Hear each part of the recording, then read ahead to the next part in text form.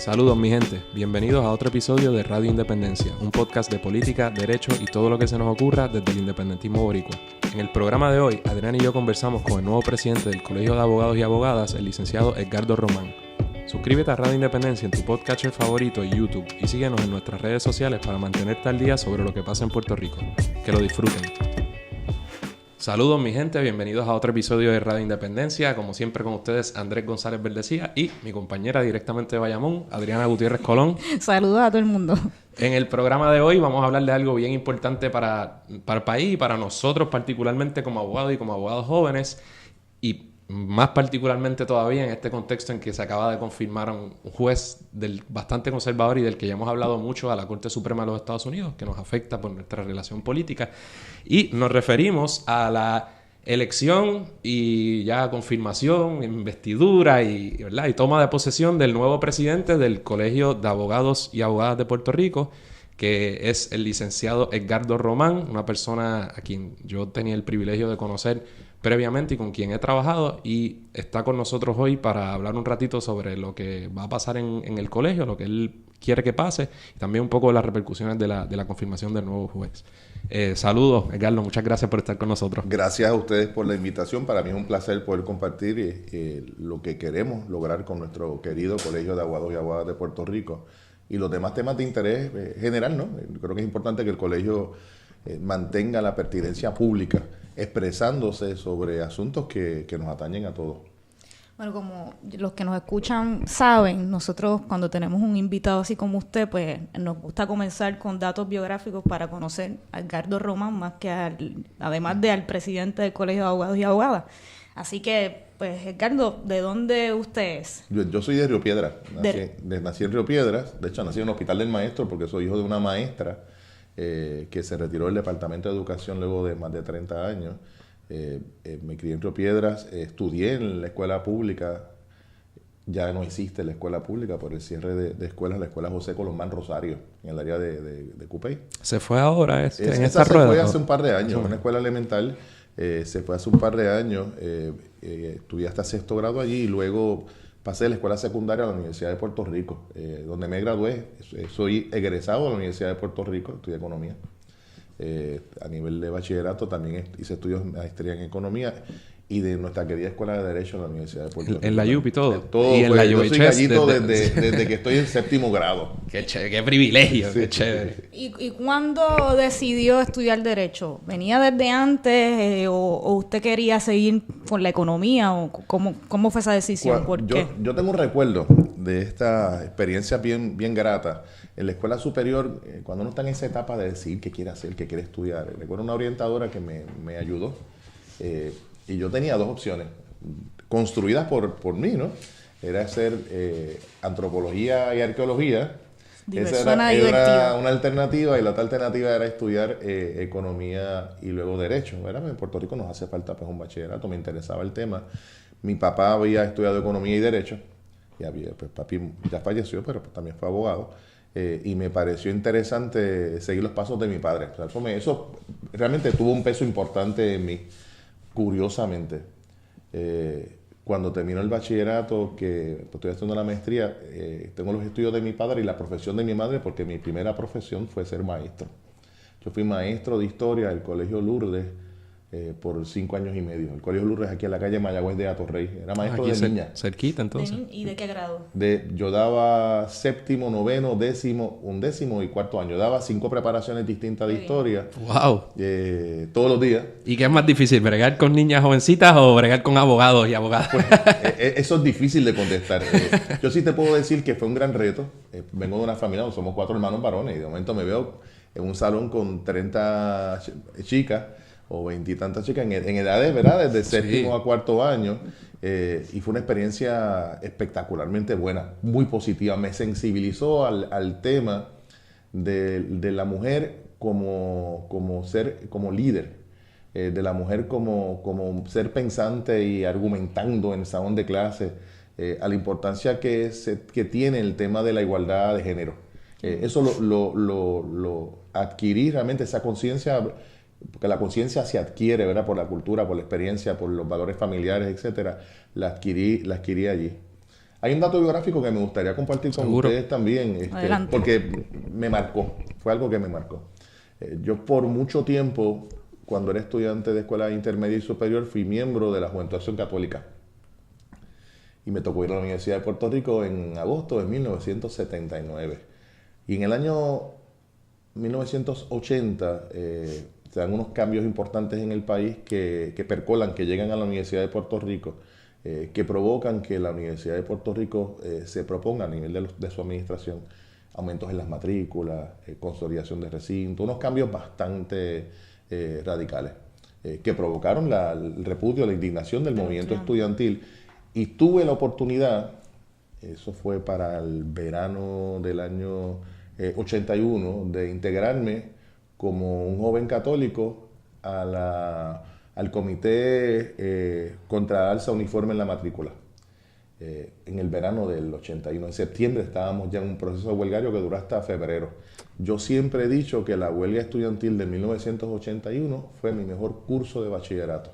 No puedo desprenderme, alejarme de la experiencia de haber vivido aquellos días, aquellos meses, de una lucha fuerte en favor de los procesos democráticos de la Universidad de Puerto Rico. Eso me estimuló a estudiar Derecho. Y esa huelga del 81 es una de las huelgas más conocidas y, digamos, más, se le podría llamar exitosas, pero ciertamente salieron de ahí no solo un gran sinnúmero de líderes, sino que se ha utilizado mucho como referente. Yo comparto eso que usted acaba de decir con la huelga del 2010, y fue un proceso, 2010-2011, un gran proceso de aprendizaje, y se utilizaba mucho como referente a la huelga del 81. Oh, Incluso hay uno de los mejores libros sobre el asunto que está por aquí, lo voy a buscar, de las vallas rotas y otros que se han escrito. Sí, sí. Voy a tomar...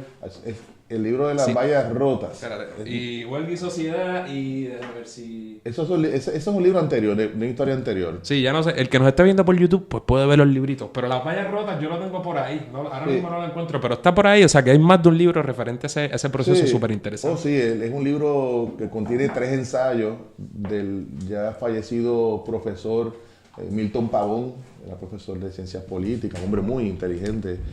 Un ensayo del también fallecido historiador Fernando Picó, y del líder estudiantil del momento, el que fue el portavoz del Comité contra la Alza Uniforme en las Matrículas, el compañero Roberto Alejandro. Ese libro para mí es una lectura obligada para quien quiera conocer los procesos sociales desde la experiencia universitaria. Y como te digo, fue mi mejor curso. O sea, fue realmente una experiencia intensa de vincularme con diferentes sectores, aprender a ser tolerante y paciente en las tomas de decisiones. Posteriormente, y producto de ello, y de la Escuela de Derecho y lo demás, yo me integro a trabajar en el tema de pena de muerte. El tema de pena de muerte es otra de las cosas que me ha marcado. Desde la Escuela de Derecho. Bueno, realmente no, vino mucho tiempo después, ¿no? En la Escuela de Derecho y poco después el tema fue Vieques, porque el tema de los derechos humanos siempre ha sido un tema de mucho interés para mí.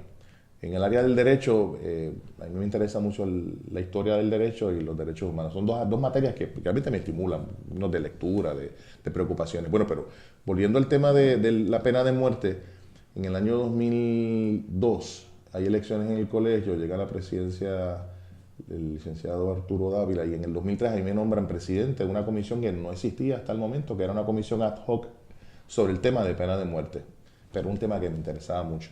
Y ahí comenzamos a trabajar el tópico al extremo que desde el Colegio de Abogados se logró constituir una coalición que hemos llamado Coalición Puertorriqueña contra la Pena de Muerte en el 2005. Yo no me he desvinculado de ese proyecto desde ese entonces. Y me consta, porque yo tuve el privilegio de trabajar bajo el liderato de Carlos tanto en la comisión y un poquito en la coalición.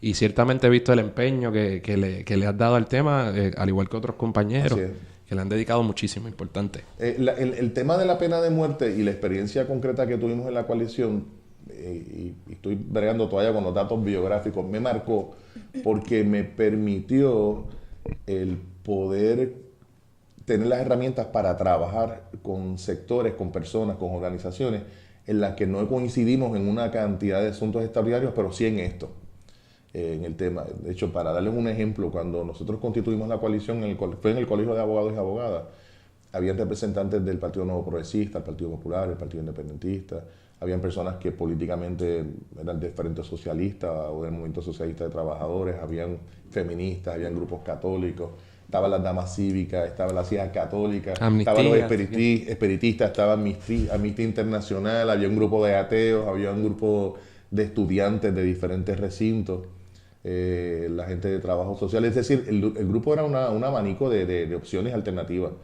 Que si nos poníamos a discutir sobre diversos temas, jamás hubiésemos llegado a ningún entendido, pero concentrándonos en el tópico que nos unía, sí, para mí esa experiencia me hace sentir relativamente más cómodo o preparado para bregar con este nuevo proyecto, que tiene apenas una semana. Hace una semana y un poco más fue la juramentación como presidente del colegio, porque el Colegio de Abogados también es un abanico de alternativas, de opciones, de opiniones, tanto demográfica, ¿verdad?, en términos de lugares donde la gente opina, como desde las posiciones ideológicas de la gente. Y para la gente que no conozca el trabajo del Colegio de Abogados y Abogadas, ¿por qué usted diría cuál es la importancia principal de nuestro Colegio de Abogados y Abogadas? El Colegio de Abogados y Abogadas de Puerto Rico es la institución profesional voluntaria más antigua del país, fundada en el 1840, que a lo largo de estos 178 años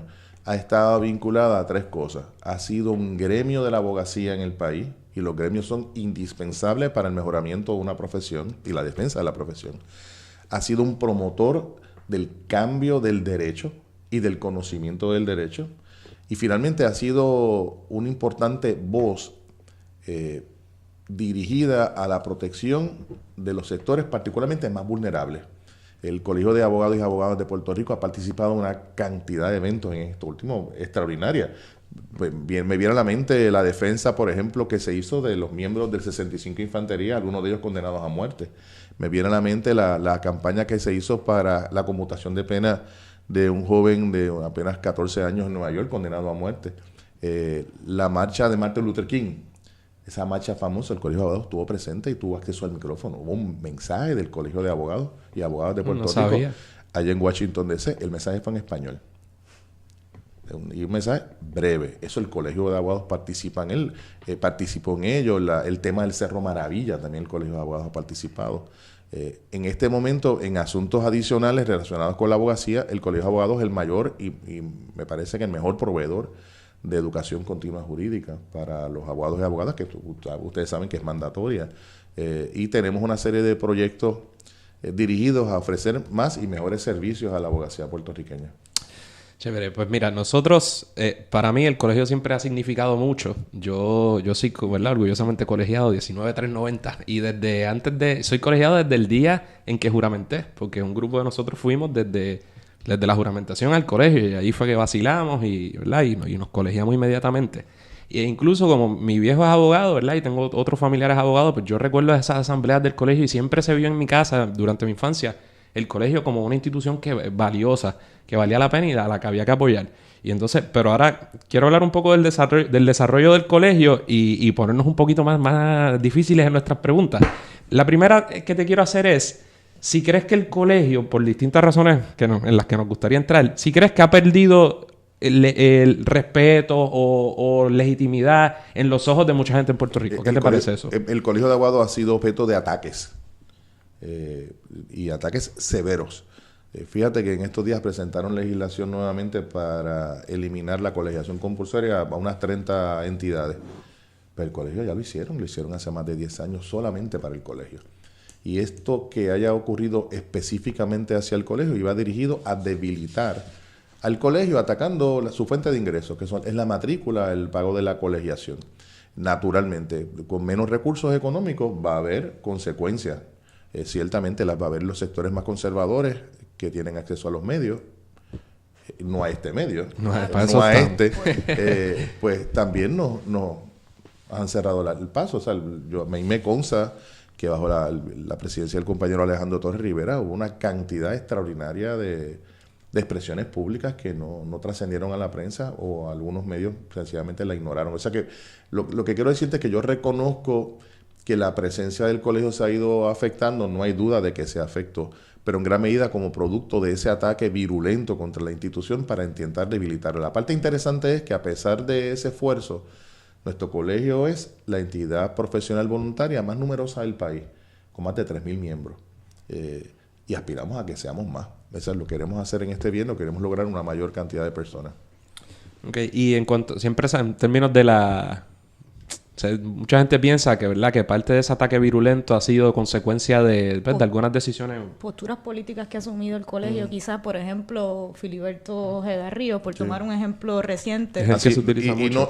Y no se equivocan en ello, porque varias personas expresamente me han dicho que se han alejado del colegio porque el colegio no debió haber permitido que los restos de Filiberto Ojeda Ríos, asesinado por el FBI, pasaran por allí. Otros me han dicho que el colegio no debió haber permitido que Oscar López Rivera se dirigiera a la matrícula como un orador invitado en la asamblea anterior a esta pasada, ¿no? Y en ese sentido, yo tengo que reconocer que hay unos sectores más conservadores que le atribuyen al colegio posturas político-partidistas. Por estos dos ejemplos, ninguno de los dos, a mi parecer y evaluación, realmente justifican esa posición. Porque tanto el caso de Filiberto Ojeda Ríos como el caso de Oscar López Rivera también tenían un contenido de derechos humanos extraordinario. Derechos civiles, por supuesto. Y en el caso de Filiberto Ojeda Ríos hay que reconocer que fue asesinado por el FBI. Y en ese sentido, pues, a mí me parece que eso fue bajo la presidencia del compañero y amigo Julio Fontanet. La decisión fue correcta, tuvo consecuencias. No hay duda de que las ha tenido, pero fue la decisión correcta. De hecho, yo estuve allí esperando pues el cuerpo de Filiberto Ojeda Ríos y lo velamos allí. Y si me decía un abogado más conservador, bueno, y si hubiese sido un abogado del campo que no tuviera recursos, ¿ustedes lo velarían ellos? Y pues sí, pues claro, el colegio es para todos y todas. Si se peticiona, pues se logra presentar. Fíjate qué cosa curiosa. El año pasado, eso para los que nos acusan las cuestiones político-partidistas, el año anterior, el viernes anterior, en el colegio hubo 3 actividades que uno podría decir que, bueno, que parecen políticas. Hubo la presentación de las obras de Betance, que para mí eso es un acto cultural, ¿verdad? Evidentemente Betance, el gran líder independentista del país, no hay duda. Pero luego hubo una actividad para discutir la vida y obra de Juan Valdoriotti de Castro. Valdoriotti, lo iba a decir. Y fue una presentación muy buena y el sector autonomista estuvo presente. Pero no puedo dejar de mencionar que el colegio, el día, o para la época de la celebración del Día de Barbosa, que no era siquiera abogado, Barbosa era médico. Y la figura de Barbosa es una figura importante en la historia del país. El colegio hizo un evento dedicado a Barbosa y el Partido Nuevo Progresista lo convirtió en un evento oficial del partido y estuvieron allí en el colegio. Es decir, las puertas del colegio han estado abiertas para todos los sectores. Hay gente que no logra entender esto, que lo critica. Yo creo que se equivocan en su análisis.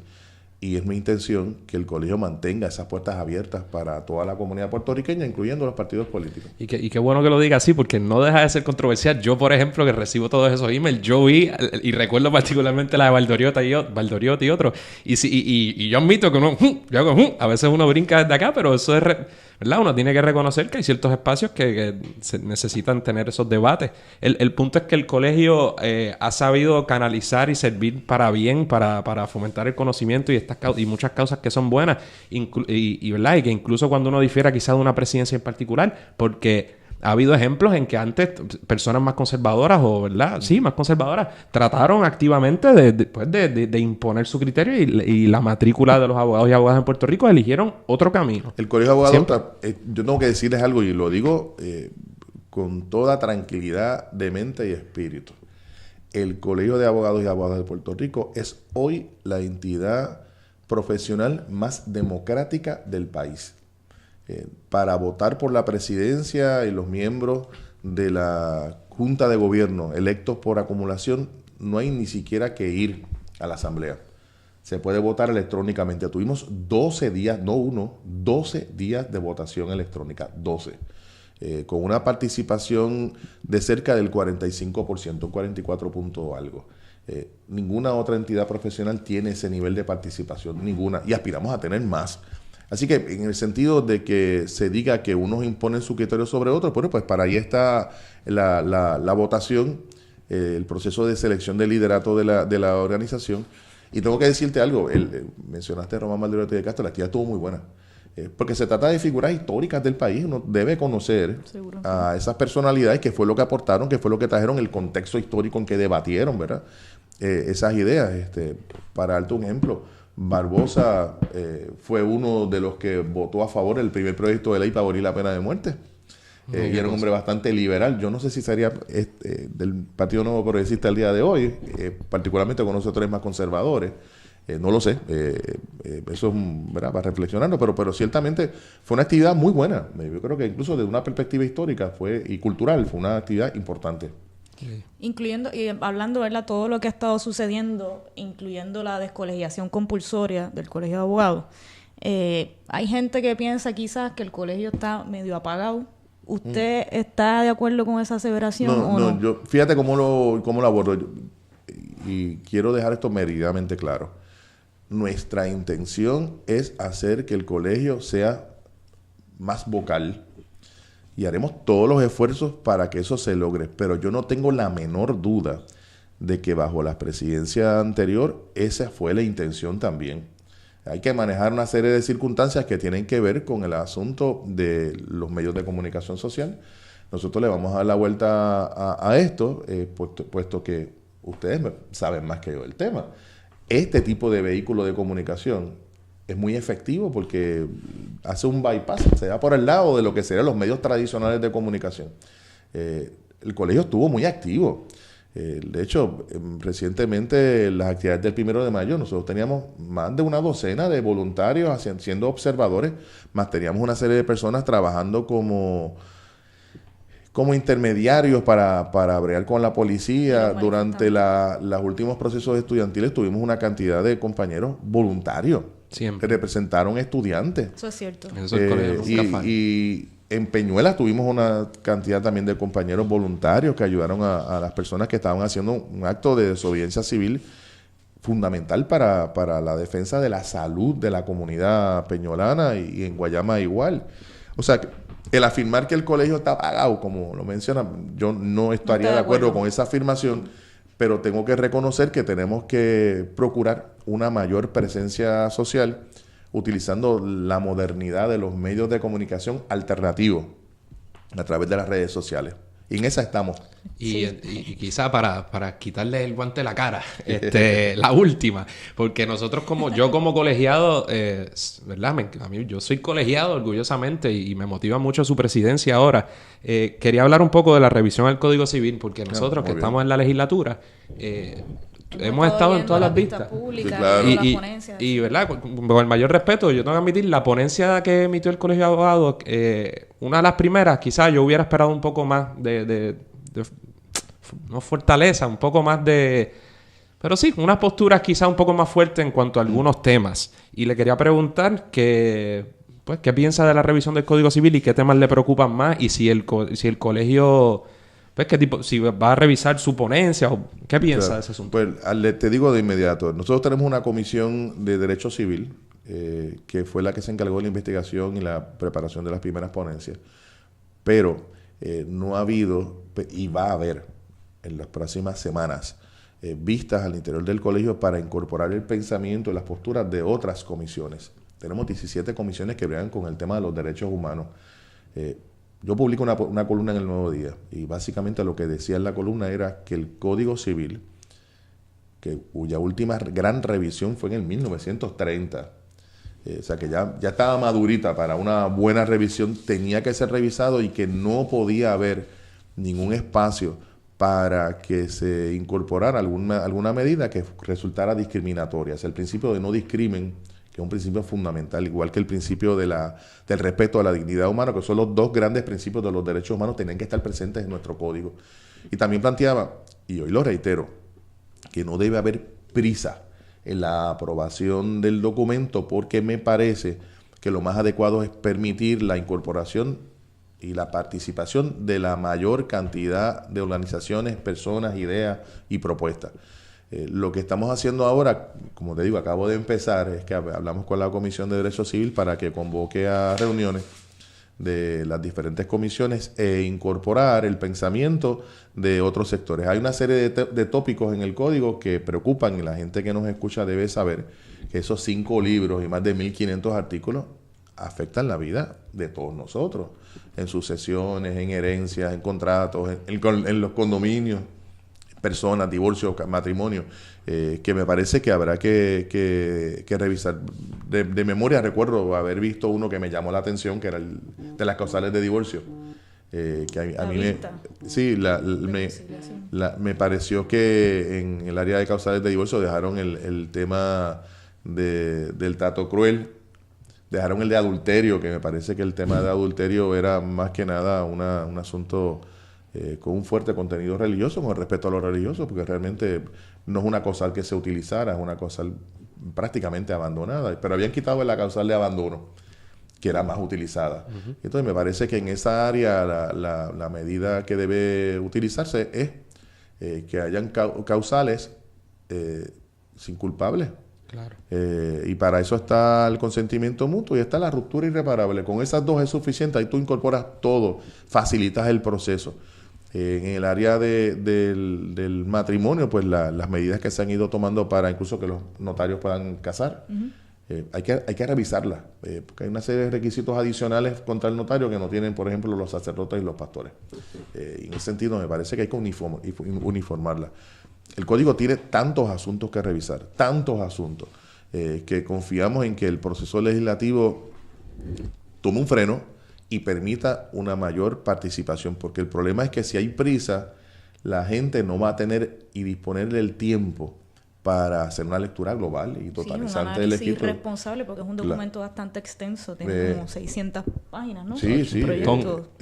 Se parece un poco a esta reforma contributiva, que llegan unos mamotretos y uno sabe que los legisladores no la leyeron. Y menos Denis Márquez, que la leyó completa. Muy bien. No, y de verdad, no es broma. No, es complicado, porque realmente si tú traes un documento de 600 páginas, el que nos está escuchando, le dan un documento de 600 páginas para que mañana usted haga una expresión pública de a favor, en contra, medida, pues es que humanamente es muy difícil. Sobre todo las minorías, porque cuando ese documento se presenta y se hace público, mi gente, la mayoría lo vio ya y lo ha estado trabajando y lo ha estado, por lo menos un grupo de personas estaba ahí, pero a las minorías de repente le dicen, mira, toma, aquí está el proyecto, o mañana va a votación tal cosa, y entonces le llama a toda la prensa, llama a medio mundo y todo el mundo exigiendo, y ciertamente poder, ¿verdad?, hacer un análisis riguroso, pues es complicado en corto tiempo. Llama también la atención el hecho de las expresiones de la Comisión de Derechos Civiles sobre el tema del código, la del Departamento de Justicia, que hizo una serie de planteamientos, porque el problema también, no podemos olvidar la condición territorial de Puerto Rico o colonial. El código, lamentablemente, para los que quisieran que fuera una manera distinta, lamentablemente nuestras leyes están subordinadas a las decisiones que toma el Tribunal Supremo en la interpretación de las leyes y Constitución, a los reglamentos federales, a la legislación federal. Por tanto, hay una serie de temas que ciertamente van a requerir un análisis más riguroso. Se lo dijo la Secretaría de Justicia. Así que temas hay muchos. Familia, hay bastantes asuntos que revisar. Personas, hay bastantes asuntos que revisar. Y en otros ámbitos del código todavía estoy leyéndolo poco a poco. Seguro. Igual nosotros también. Sí. Poco a poco. Sí. Poco a poco. Y vamos a aprovechar que mencionó el estatus colonial o territorial de Puerto Rico. Sí. ¿El Colegio de Abogados y Abogadas de Puerto Rico tiene alguna postura institucional con referente al estatus? Sí, desde hace décadas. Desde hace décadas el colegio cuenta con la Comisión de Desarrollo Constitucional. Esa comisión es la única comisión en el colegio en donde se procura un balance ideológico. ¿Cómo se llama? Es la Comisión de Desarrollo Constitucional. Es la única que te decía que procura un balance ideológico, es decir, que hayan representaciones más o menos equitativas de todos los sectores. El colegio desde siempre ha señalado que el vínculo que existe entre el Puerto Rico y los Estados Unidos es un vínculo de subordinación, de coloniaje. Uno utiliza la palabra territorio porque la jurisdicción federal, ellos no utilizan la palabra colonial, no se atreven. Pero es lo mismo. Básicamente estamos hablando de que Puerto Rico es una colonia de los Estados Unidos. Esa es la premisa básica. La segunda premisa básica es que las colonias o la relación colonial con los Estados Unidos no es buena para Puerto Rico. podrá ser buena para los Estados Unidos, pero para nosotros no lo es. Y la tercera es que tenemos que buscar un vehículo de descolonización que procure acabar con este problema. Y ese vehículo de descolonización, para que resulte efectivo, va a tener que incorporar a todos los sectores políticos. El colegio había adoptado ha adoptado como propuesta el desarrollo de un proceso que incluya una asamblea constitucional de estatus y también consultas al país, porque no se trata de que un grupo de personas aisladamente va a decir si Puerto Rico va a ser una república, si va a ser una república asociada, va a ser un estado. Eso no es. De lo que se trata es de la búsqueda de un proceso donde haya participación de todos los sectores y eventualmente llegaremos a donde tenemos que llegar, que es a buscar la voluntad del pueblo de Puerto Rico. La descolonización de Puerto Rico tiene que nacer en Puerto Rico. Y para lograrla es necesario identificar el vehículo que va a ser el más útil. Así que en esas estamos. Y en eso yo no anticipo mayores cambios. El Colegio de Abogados ha sido muy vocal en esto. Hemos estado en Naciones Unidas desde hace décadas. El año pasado yo pude ir a las vistas de descolonización y ahora hemos constituido también una comisión de derecho internacional para identificar espacios adicionales en el plano internacional donde podamos hacer denuncias sobre la condición colonial de Puerto Rico. Sí. Y Carlos, mencionabas un poco que debido a nuestra relación, pues ciertamente nos vemos vinculados por las decisiones que emite la Corte Suprema de los Estados Unidos. Adelantábamos al principio que luego de mucha controversia se acaba de confirmar al juez Brett Kavanaugh como juez asociado de la Corte Suprema de los Estados Unidos. Y aunque ya los republicanos y el conservadurismo controlaban la Corte, la gente se olvida. Pero ciertamente parecen ahora haber consolidado ese quinto voto y, ¿verdad?, muchas doctrinas podrían estar en juego, particularmente la del aborto.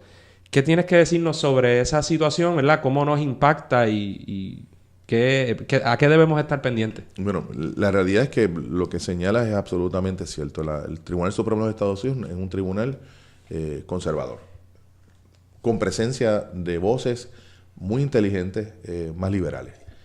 Por tanto, es un lugar donde ha habido una pugna de ideas y propuestas, y temas como el del aborto, temas como el de la pena de muerte, temas como el crimen racial, se resuelven eventualmente en ese tribunal. Por tanto, el nombramiento de esta persona tendrá consecuencias sobre la vida de todos nosotros. No es un asunto estrictamente de preocupación para el New York Times, es lo que quiero decirte. O sea, tiene que ver con la vida de todos nosotros. Preocupa en este caso en particular que esa votación haya sido estrictamente político-partidista. O sea, si no, el Partido Republicano insistió en un nombramiento de una persona que en el proceso de confirmación del Senado, en las vistas que por la maravilla de la televisión pudimos ver. Interesante, ¿no? Sí, como muy interesante. En unos tiempos tan... pero fíjate que esta persona demostró no tener el carácter. No tenía ni el temple judicial tampoco. Y había sido señalado, no por una, como lo había sido Karen Thomas anteriormente, por varias mujeres. Como una persona que ciertamente las había acosado e inclusive había intentado algo más que un mero acoso. Una persona así debería estar en un tribunal supremo. Yo pienso que no. Yo creo que fue una mala decisión. La única... debo decir algo adicional. No siempre el voto por los jueces ha sido de la manera en que fue este caso. Bueno, para el que esté pensando, pero que siempre es así, pues no siempre ha sido así. Yo recuerdo cuando el caso de Sonia Sotomayor, que Sonia Sotomayor tuvo unas vistas muy difíciles, con grandes cuestionamientos, y recibió el voto de miembros del Partido Republicano. No, y si vamos atrás mucho más, incluso antes los jueces se confirmaban casi unánimemente. Y por decir algo bien extraño, por el contexto en que surgió para mediados, finales de los 80, Antonin Scalia, yo creo que fue confirmado casi unánimemente. Así es. Y es un hombre muy conservador igual. Sí, por eso lo digo, que claro, de haber sabido, no... Claro, no hay duda. También hay unos procesos interesantes en la judicatura. Se han dado en Puerto Rico como en los Estados Unidos. Jueces que entran como muy conservadores y en el proceso van ajustando sus posiciones. Sí, muy bien. El juez Kennedy, por ejemplo... en algunos casos se mueve a un lado o el otro y eso pues le daba una independencia extraordinaria al Tribunal Supremo. No olvidemos que en el Tribunal Supremo los nombramientos son vitalicios. Todavía queda esa rémora de la monarquía dando vuelta en el sistema judicial, Contrario al de Puerto Rico, que después de cierta edad, pues a los 70 años, pues tienes que retirarte. Y aquellas personas que estén, ¿verdad? Me iba a decir aterroradas, que disparate, pero que tengan mucho miedo por lo que ha pasado. Yo les recuerdo que Ginsburg, ¿verdad? Los que estén bien pendientes, está viejita. O sea que igual hay otros, Breyer, no son niños. O sea que no piense que es inconcebible. O si el propio Clarence Thomas dice que quiere jugar en términos puramente políticos y quiere jugar para su corillo. Y dice, pues es un buen momento para retirarme. Claro. ¿Verdad? En caso de que los demócratas no tomen el Senado ahora, pues cuidado con lo que pueda pasar en los próximos 2 años. Pero nada, eso se lo dejo por ahí. Sí, y la parte interesante, bueno, importante y no sorpresa para nadie, es que todo el proceso de nombramiento y confirmación de los jueces del Tribunal Supremo, que es la rama que se dice que es la rama no política, ¿verdad? Y hay gente que se cree esto, es un proceso eminentemente político. Y la política en Estados Unidos funciona desde los partidos principales, de los 2 partidos principales. Y eso es lo que hemos visto al momento, un juego político de poder. Yo creo que Donald Trump logró imponer su criterio, fue efectivo en lograrlo. Veremos ahora el quid pro quo, porque uno sabe que esos votos, aún del Partido Republicano, no son votos por conciencia, ¿verdad? Muchos de estos votos vienen acompañados de promesas de la presidencia para determinados proyectos de ley o nombramientos en sus distritos, etcétera. Así que veremos ahora la factura que vendrá en las próximas semanas y meses.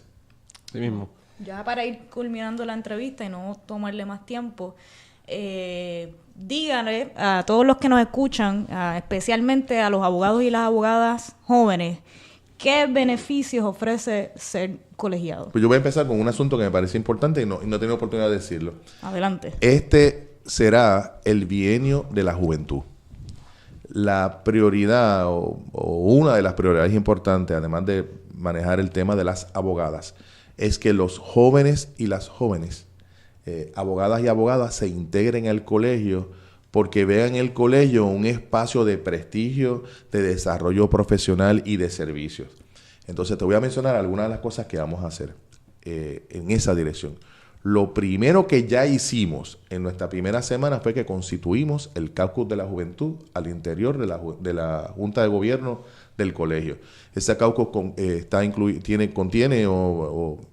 integrado por 6 personas electas por la matrícula y 2 estudiantes universitarios que representan a las organizaciones estudiantiles en la Junta de Gobierno. Así que tenemos 8 personas. Lo próximo que vamos a hacer en algún momento próximamente, cuando se determine que es el momento adecuado, es convocar la primera asamblea de abogados y abogadas jóvenes de Puerto Rico. Y la idea de la asamblea, y esto es algo que es producto de mi experiencia personal en la huelga estudiantil de la universidad y en la coalición puertorriqueña contra la pena de muerte, es dar el espacio democrático más amplio posible para que sea la juventud la que defina lo que son las necesidades, lo que defina lo que es las estrategias, los servicios que sean más indispensables. Eso está en este momento en el proceso. Además, para la juventud en particular, estamos estudiando cómo desarrollar áreas de orientación respecto al escabroso tema de los préstamos estudiantiles. El tema de los préstamos estudiantiles precariza la situación del abogado joven en Puerto Rico y de la abogada joven también. No hay trabajo. Damos fe de eso. No hay muchas ofertas de trabajo como lo había quizás en años anteriores. Yo recuerdo cuando yo me gradué en el año 91, servicios legales era una alternativa, asistencia legal, la oficina, el Departamento de Justicia tenía una división de litigios generales que aceptaba mucha gente. Nada de eso está disponible ahora. Los trabajos están realmente en una situación muy complicada y queremos tener orientación referente al manejo de los préstamos estudiantiles. Porque no es que no se vayan a pagar, pero hay algunas alternativas para modificar los préstamos, etcétera. Entonces queremos dar ese servicio. En el área también de los abogados jóvenes, y me estoy concentrando en ella, también tenemos un programa que estamos desarrollando con la Comisión de Derecho de Personas de Edad Avanzada, que es el programa de mentoría. Hay abogados jóvenes que no consiguen trabajo en un bufete o en una oficina de gobierno o en algún otro lugar y trabajan por su cuenta, empiezan por su cuenta. Y a veces ese abogado joven necesita un formulario, necesita alguna orientación básica. A veces la orientación es dónde queda el tribunal de tal sitio, el de familia de Bayamón, dónde queda, porque no queda ahí en la número 2, ¿no? Entonces lo que estamos identificando y los que nos están escuchando, pues pediríamos su colaboración. Es aquellos abogados ya un poco más maduros, que dispongan de algún tiempo y deseen ayudar y colaborar y compartir su conocimiento con un abogado o abogada más joven, que sirvan de mentores. Excelente iniciativa. Y eso vendría amarrado con el tema de los formularios. Nosotros los abogados, sobre todo los civilistas, todo lo ponemos por escrito. Pues los formularios vendrían muy bien, los notarios de igual manera. Tenemos y se aprobó ahora una medida para que los estudiantes de Derecho sean miembros del Colegio de Abogados y Abogadas sin tener que pagar cuota. Porque estamos muy conscientes del aumento extraordinario, extravagante, abusivo que se ha traído a la Universidad de Puerto Rico por culpa de la Junta de Control Fiscal. Así que en ese sentido también pues tuvimos esa iniciativa. Estamos trabajando duro para hacer un sector, una organización que sea atractiva para la juventud. Y por último, señor presidente, ¿qué le gustaría lograr en estos 2 años que se avecinan? Si acaso una meta o algo en particular, ¿cómo le gustaría que le recordaran por eso, ¿verdad?, su presidencia? Yo quisiera, y esto es un asunto que me han preguntado, y esto de los vaticinos es tan complicado, pero hay una serie de ideas que para mí son importantes. En el plano de los abogados jóvenes, lo que les acabo de decir, yo quisiera que, de verdad, el bienio se convirtiera en un bienio donde se dramatizara el incremento significativo de gente joven al interior del colegio. Tenemos alrededor de 200 y pico de personas con 10 años o menos en la profesión. Yo quisiera que fueran 400, 500, fueran más. También aspiraría a que por primera vez en la historia del colegio tengamos la primera asamblea de abogadas de Puerto Rico. Para hacer lo mismo que estamos haciendo con los jóvenes, para que la mujer abogada, mujer profesional, tenga en el colegio una experiencia de equidad de género importante. De hecho, quiero decirles, en este momento, en la Junta de Gobierno, la mayoría son mujeres. Yes. Nunca había ocurrido. Y las presidentas de las 14 delegaciones son 7 mujeres y 7 varones. Eso nunca se había visto. Así que ya dimos los primeros pasos como producto del resultado de las elecciones, ¿no?, al interior de la institución. Pero queremos tener esa asamblea y fortalecer aún más el trabajo que hace nuestra Comisión de la Mujer. Además de esto, una de las metas que tenemos todos los que estamos en esta posición es que seamos más al final del bienio. Que seamos más de 3.200, tengamos 4.000, 5.000 abogados, aspiraríamos a eso. Y una última cosa que no puedo dejar de mencionar porque la llevo, ¿verdad?, muy en mi corazón.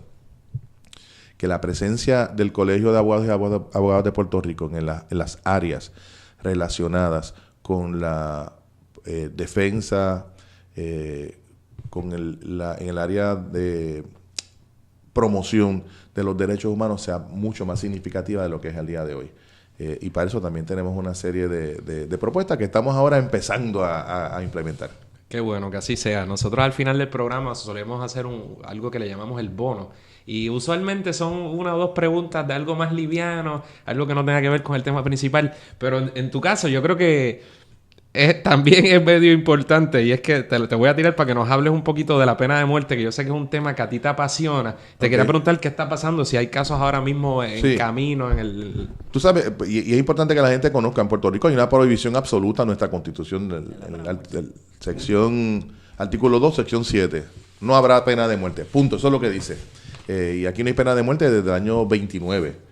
Y no hay ejecuciones desde el año 27, o sea, vamos a próximamente cumplir, ¿verdad?, los 100 años.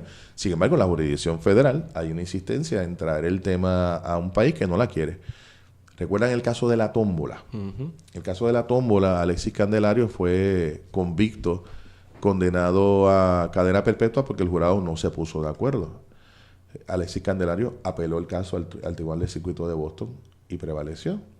Se encontró que el Tribunal Federal había fallado en un asunto fundamental para el acusado, así que ese caso vuelve. En algún momento en el año 2019 tendremos nuevamente el caso de Alexis Candelario, una persona acusada de asesinar a 8 personas, una de las cuales era una mujer embarazada. Un caso muy peligroso. ¿Y ese es el caso en que Rosamilia dijo que estábamos cerca? ¿O sí, estoy mezclando? Nosotros hemos evaluado ese caso como el caso. No hay ningún otro caso de los 7 que se han visto, ninguno otro, digamos de los otros 6, que tenga las particularidades que tiene este caso en términos de un grupo de personas asesinadas, y la escena fue extraordinaria. Cientos de balas en el piso, fue un tiroteo dentro de una barra en toda baja.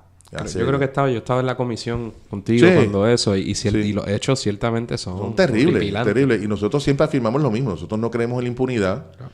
Si es culpable, pues que cumpla cárcel. Nosotros nos centramos en el tema de la pena de muerte. Así que ese tema volverá a ser portada, volverá a tener una presencia pública, y hay que darle una respuesta también del pueblo de Puerto Rico de que aún en la jurisdicción federal no queremos la pena de muerte. Así que nos sentimos compelidos, nos sentimos comprometidos a mantener esa bandera de lucha, y desde el Colegio de Abogados vamos a tenerla, no hay duda. Bueno, pues muchas gracias, licenciado, por haber compartido con nosotros este rato, y le deseamos de parte de Radio Independencia mucho éxito durante estos próximos 2 años. Muchas gracias a ustedes. Gracias. Eso es todo por hoy. Esperamos que les haya gustado el programa y agradecemos nuevamente a el licenciado Edgardo Román por estar con nosotros. Recuerden suscribirse a Radio Independencia en su podcatcher favorito y YouTube, y síganos en nuestras redes sociales para mantenerse al día sobre lo que pasa en Puerto Rico. Hasta la próxima.